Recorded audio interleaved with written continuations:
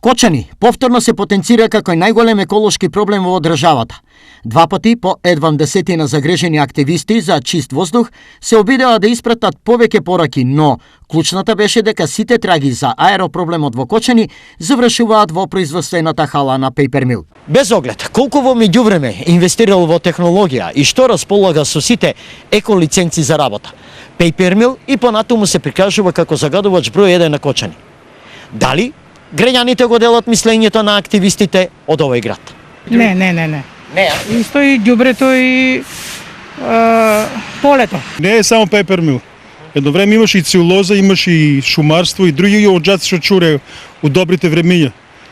Не е само тоа. Погледнете возниот парк, нема дека се паркира, тоа е уште поголема работа.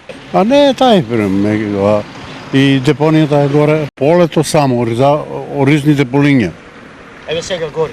Сега гори. Овие одговори ја објаснуваат и незначителната посетеност на протестите, бидејќи вистината има и друга страна. Месеците јануари, февруари и март во Кочани се сезона на палење стрништа и има денови кога градот и околината буквално се покриени со чад.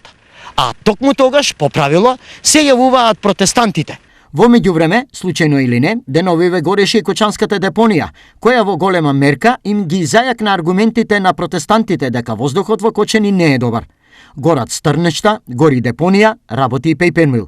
Има ли општината анализа кој, кога и колку го загадува воздухот? За да имаме јасна слика кој колку и од кои извори се загадува воздухот и амбиентот во општина Кочани, ние сме вклучени во еден проект кој го води Министерството за животна средина и просторно планирање за изработка на катастар на загадувачи.